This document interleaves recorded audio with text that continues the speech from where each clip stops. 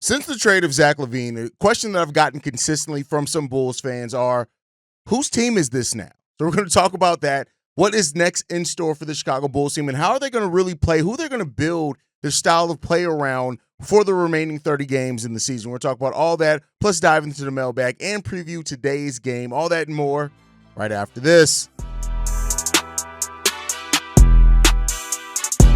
You are now tuned in to Chicago Bulls Central, your number one place for all Chicago Bulls news and content.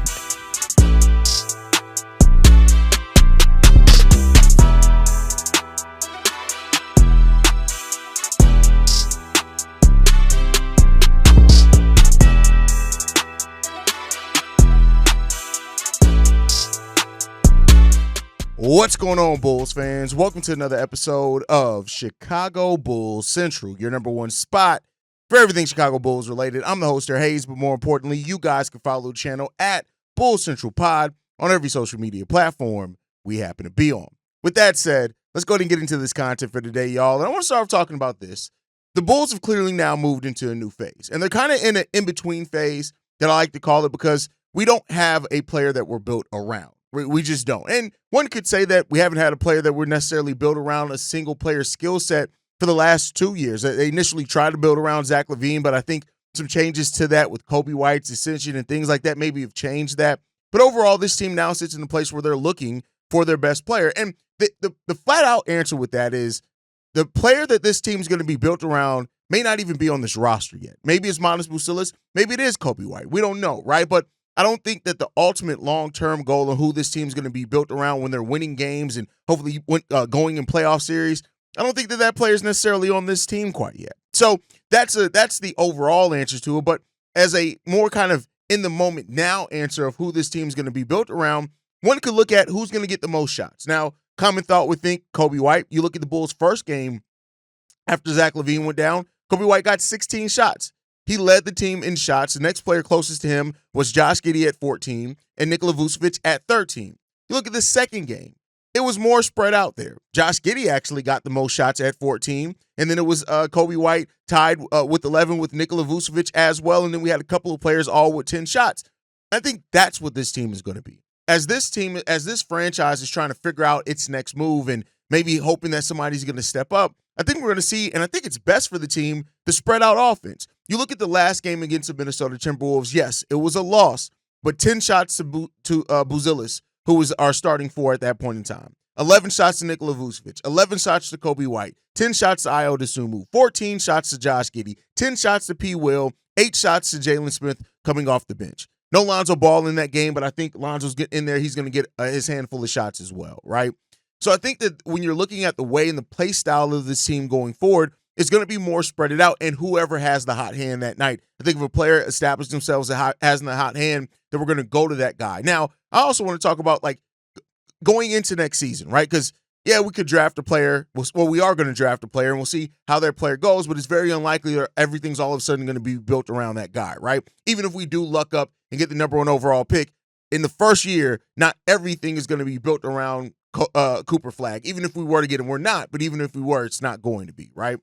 But I think you have a couple of skill sets that make some sense, and they're both at the guard position, right? I'm going to factor out Nikola Vucevic because I just don't think he's long-term for this team. Even if somehow the Bulls don't move him this offseason, he's a goner at the end of the season after that, right? But let's look at Josh Giddey and Coby White. And I know a lot of Bulls fans, but Josh Giddey sucks. He doesn't suck, right? But when you look at his ability to get open shots for teammates, especially out in transition, there's a case to be made that the offense hums better when Josh Giddey is in there. He's rebounding the ball. We're moving without the ball. And that helps establish a play style of, especially with the pace that we play, everybody else moving off the ball. There's a case to be made for that. But then we have a player like Coby White, who when he's off the ball in Billy Donovan's system, he's basically been made to be a jump shooter. I do think a different coach could use him a little bit differently and more creatively, even if he has to be off ball some, but that's a story for another day. The next one is Coby White, another player that needs the ball in his hands. His ability to drive and generate shots for himself and open looks. His ability to create open looks off drives was great last season and great in the time that he's done it at a high level, at a consistent level, a consistent opportunity perspective this year as well. That presents itself. And I think that that's overall for the people that are asking this, well, what's next for this team? It just goes back to the evaluation, right? Everybody on this roster is being evaluated. I think that's the overarching thing. Buzelis is being evaluated for what he can bring and what he can be going forward, and how much is he learning on the fly, and what is going to look like from him between years 1 and year 2. Josh Giddey's being evaluated for what he brings to this team, how he impacts the Chicago Bulls team, especially on offense with the things that he does really well with creation, rebounding, getting to the lane, those type of things. Io's being evaluated for his versatility in either the starting role, coming off the bench, his two-way ability for this team. Probably the only true two-way player that we have now on this team. And I'm putting him even above Patrick Williams because, listen, Patrick Williams' offense, it comes and goes. Now, I do think off the bench, Patrick Williams has shown a little bit more ability to get back to that two-player role, but I don't think that P. Will is in a place where anything's going to be built around him, right? But he's being evaluated. Coby White's being evaluated for how consistent can you be? We've seen the flashes. In the flashes, you look like an amazing scorer. You can get in rhythm. You can do some things. Coby White has changed the tides of games multiple times with his ability to create and score, and all that's great and fine and dandy. But unfortunately, it's just inconsistent. So Coby White's being evaluated for consistency. Just talking about Patrick Williams, players like Dalen Terry and Julian Phillips are just being evaluated for what their role is in the NBA, right? So that is the next phase, really, for this Bulls team, is everybody for the next 30 games is being evaluated. Now, what AK and Eversley do with that evaluation, I have no idea, because as we've pointed out, many of you guys have pointed out in voicemails, evaluation isn't their strong suit, which is another sign of concern, right? But I think that that's the thing. We don't have a singular player we're built around. In a lot of ways, we've gone back to, again, as I've said before, right back where we were around the Jim Boylan time. Like, you could say that it was built around Zach LaVine and Laurie to a degree, but like, all right, cool. Like, what style? Like, do you look back at that era and say that we had a play style? I don't feel that we did. And that's again where we sit. So it's a lot of questions around what's going to happen here, right? And the job of the front office is to try to find as many answers to that question. They're very much kind of in the same place they were, that the Bears were with with Justin Fields. Like, how many of the questions can you eliminate about the guys, about the roster, about the direction? And we don't know what the evaluation they're doing is, because this is AK and Eversley, and sometimes they see the world differently than what everybody else sees it as. And maybe that can eventually be a positive for this team. Maybe it's going to continue to be a negative. I don't know. But that's just, this team is a team without identity. Now, we didn't have an identity before. So this isn't a place that us as Bulls fans in this roster is not, unfortunately, this is not what they're unfamiliar with. We don't have an identity. But you do have to have somebody, at least the skill set or something that you're doing. And when you hear AK say things like, well, teams can win titles when they have 9 really good guys, and it's like, okay, all right, AK, if that's the way that you view it, right? But it's just, we are in a heavy evaluation period once again, and this roster is overall in flux, because we don't have a coach that I trust necessarily to develop guys correctly, right? So even if we do have a guy that we're saying we're trying to see if he can be the guy, right? Do you trust Billy Donovan's coaching to be the proper evaluation of those players? I don't. If you do, great. I wish I was there with you. So there's a lot of questions around this Bulls team and what the next phase is truly going to look like. And I guess we'll just wait and see. But let me know what you guys think down below, right? When you look at this team and you look at the players that could potentially be the anchor for this team, right? As far as like the thing that everything's kind of pivoting around, or their skill set, whether it's the skill set or them and their raw talent. Let me know what you guys think on that down below. Now, the Bulls do have a game today. We do face off against the Golden State Warriors. Now, this is a team that made a trade. They brought in Jimmy Butler, and much like with us, there's been so much that has changed about that team that I don't know if we can really evaluate them based off what either team has been before, right? Yes, the Bulls have played 2 games since losing Zach LaVine. We've made no changes other than that. We are maybe incorporating Kevin Huerter, Trey Jones, and Zach Collins to some degrees, right? But I don't think a whole lot's going to change. Jalen Smith's questionable, things like that. We don't know what's going to happen with Lonzo. Is he going to play? But I think overall, like, just this team just playing with that grit, right? That's really what defined the win that we got against Miami, is this team just played with that youthful energy. And that's what we need to kind of uncover. And again, the rest of the season isn't about wins or losses. It just isn't. The rest of the season to me is about, all right, who steps up overall? How do they look like between now and the end of the season? And then which of those skills that they show are the things that we can build off of and look at, all right, this is where these players can fit in. And I still think next year the roster is going to still be a very unbalanced roster because I think whoever we bring in the draft, don't really see us bringing in any key free agents. It's still going to be a team that's still trying to evaluate heavy talent. Now, of course, Matas can take a huge leap from year 1 to year 2. Io can take another step up. Roles can be redefined as far as position, who starts, who goes. Contracts still need to be determined. What's going to be the future of Josh Giddey?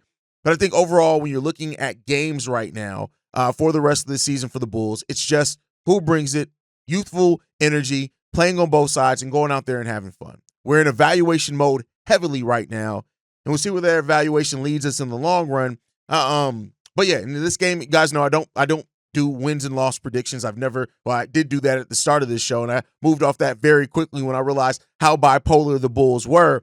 But I think that in this game against Golden State, it's going to be at home in Chicago. All I want to do is see my team compete. I want to see players get opportunities. I want to see players step up to the test that's in front of them. Is Matas going to start again? Does Lonzo move back into that starting lineup? These are the questions that I have. So it's not really a prediction or even a preview necessarily. It's more about the questions that I have going into this game, and we'll see what those answers are. But you guys can let me know how you feel about everything down below, as always. But it is Saturday. That means it is Mailbag Day. Let's get into these voicemails. This one's from Brian. Hey, Brian here. So, man, yeah, trade deadline. I see all the Bulls fans zigging, so I'm going to zag. Things I loved about the trade deadline. Number one, we got our control of our pick back. That's gigantic. Moving Zach opens up opportunities. I like that. It's good shit. Zoe extension. Like that a lot. Like that a whole hell of a lot. We've got some guys to rehabilitate their value, right? Herter. I'm pretty sure Peter Patton's going to just fix the Herter problem for us. And, what was Herter's value 2 years ago when he could shoot, right? Like, it's got to be a first, right? So that's interesting. So maybe we tack on another first for Zach, in the Zach trade. Who knows? I think Trey Jones is actually pretty good. Might be able to get a second for him. Why not? We'll see. Or maybe we keep him, right? Like, as I can see that's it's a very Bulls thing, but he's good. His D's good, Let's just say he kind of he better ensure that we don't see Javon Carter anymore. That'll make you happy, right?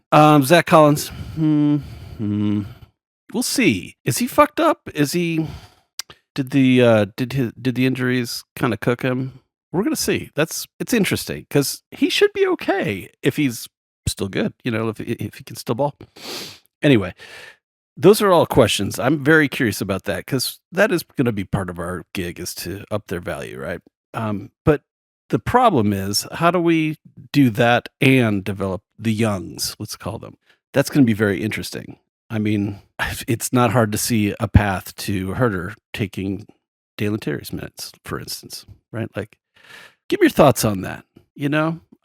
I'm very curious. I would like to talk about that rather than like shitty front office and yada, yada, yada. I don't care about that right now because there's nothing I can do about it. No, there's nothing I can do about this either, but like, at least it's a more interesting topic. Let me know, man. See ya. Listen, you laid out a lot there. The control of the pick, great. More opportunities for other players by moving Zach LaVine, evident. The Zoe contract extension, like I've said before, I think that's a fair contract extension. I think I know what Zach LaVine can bring to this team. As far as the young guys, I dropped a video late last night in regards to what I think about that. But listen, they bring their own things. Trey Jones is a high IQ point guard who can distribute the ball and doesn't really turn the ball over and can score a little bit when needed, right?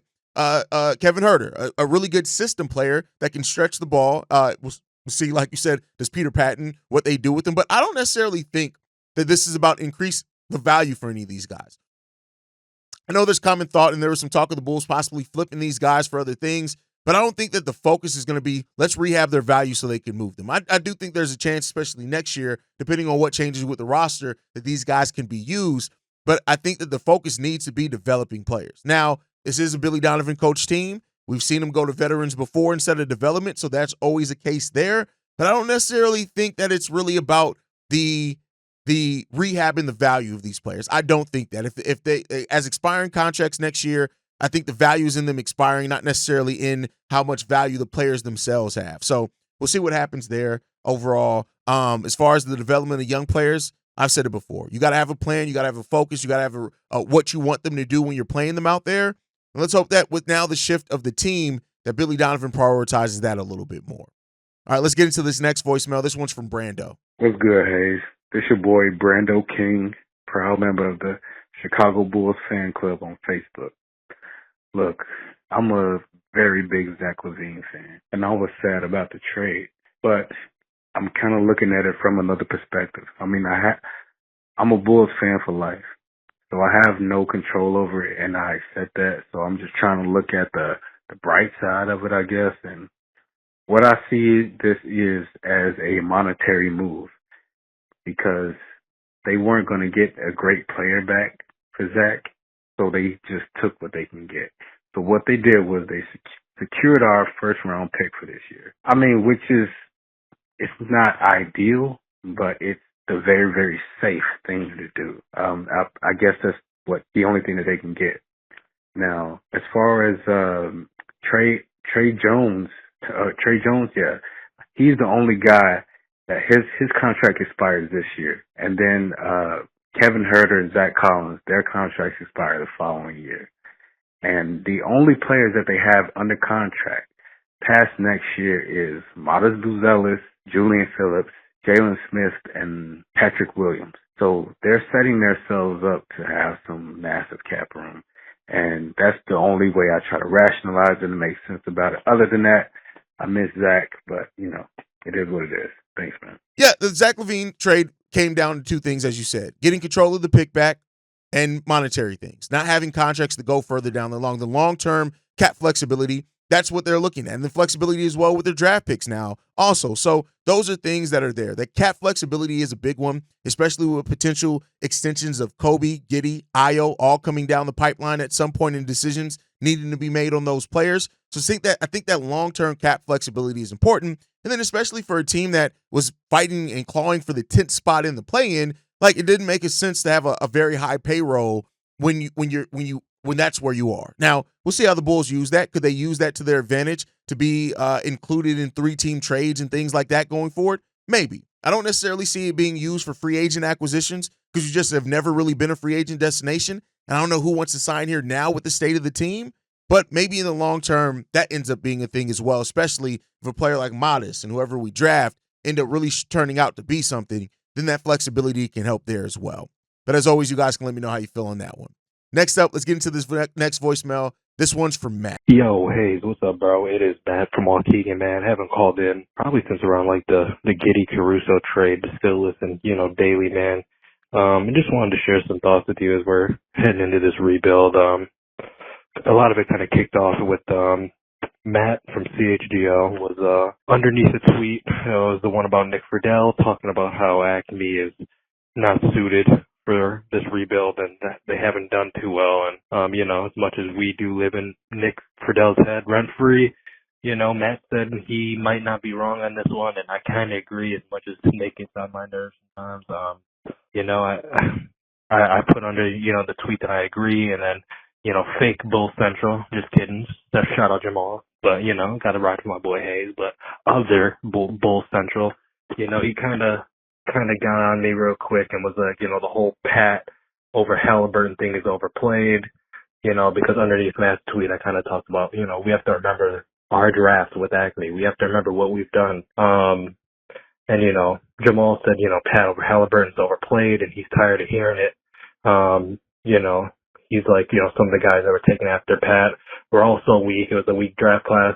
And I just disagree with him. 2020 wasn't the best draft class of all time, but, Kongwu, LaMelo, Edwards, Halliburton, Maxey, Naismith, Devin Vassell, Desmond Bain.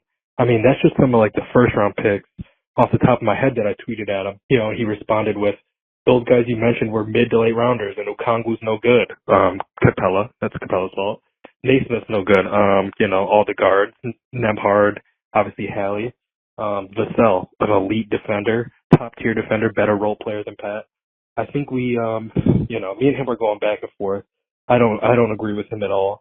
And then, he kind of finished it up by saying, well, all those guys were mid to late second rounders. Like, what are you talking about?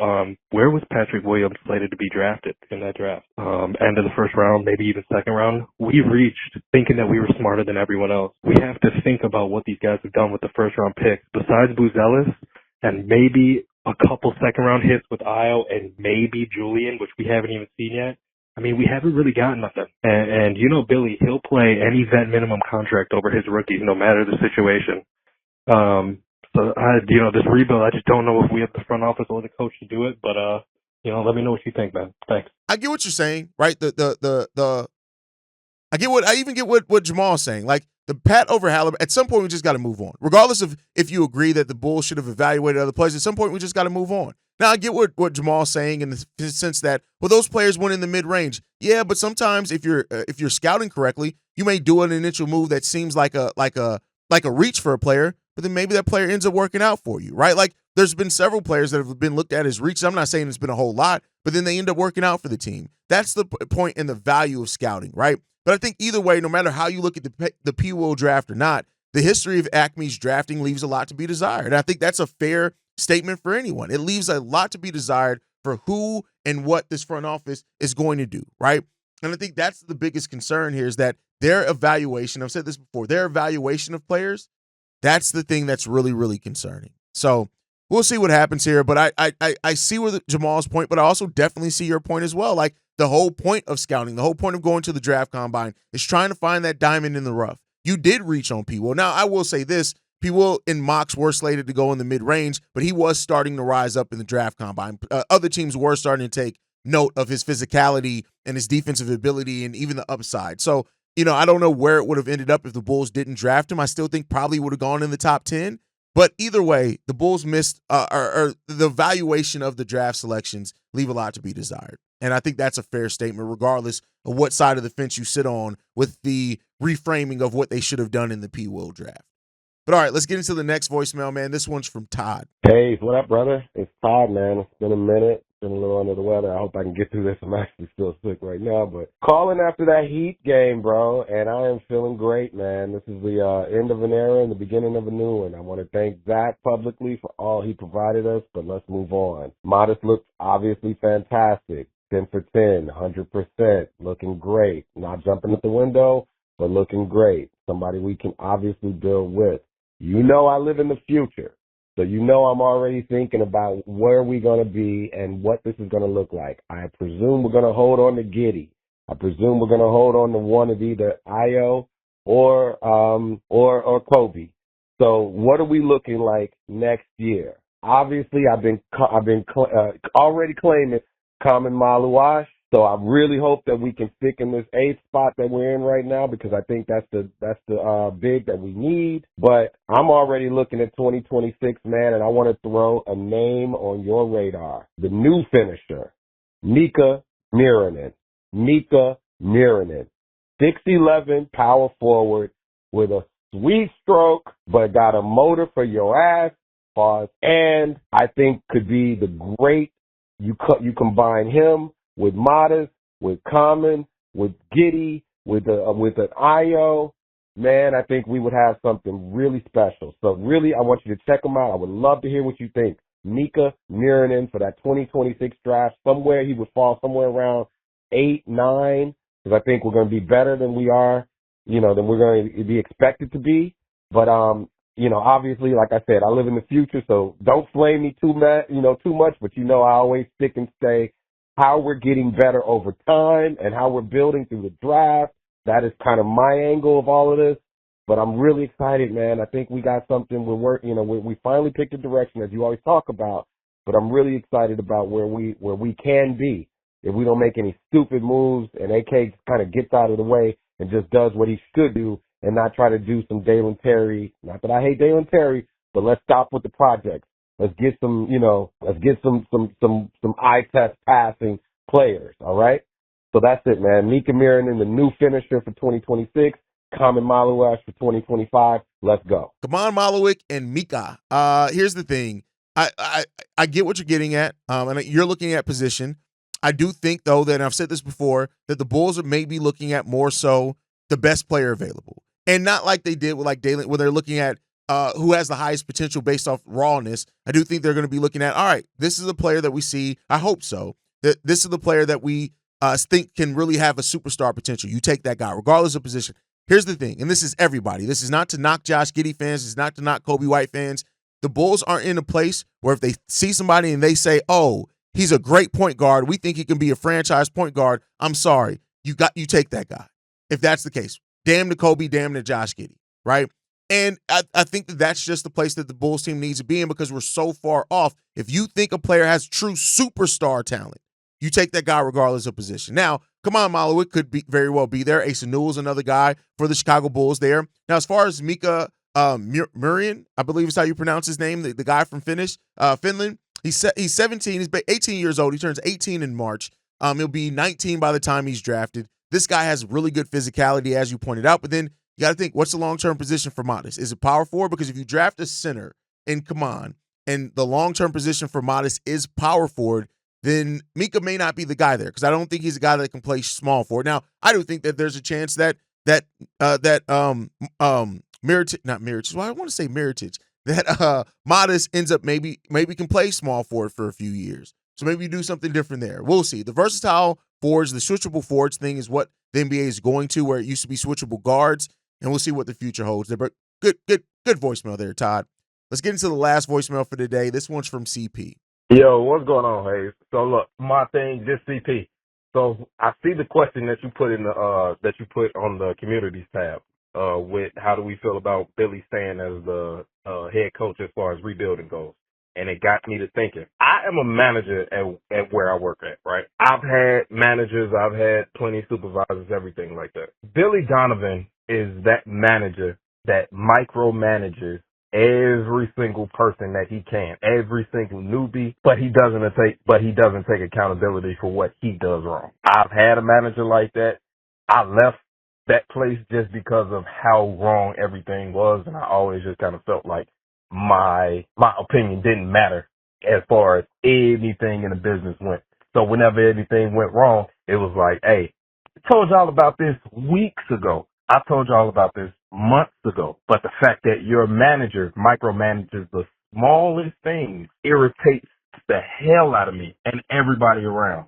And that's how, in businesses, you get the revolving door. To me, that's who Billy is, and that's what Billy does, especially with new people. You micromanage and micromanage even though you don't even need to. If they do something wrong, if Matas does something wrong or new players do something wrong, it's like, okay, take you out. Let me put you back here. Come take a seat next to me, right?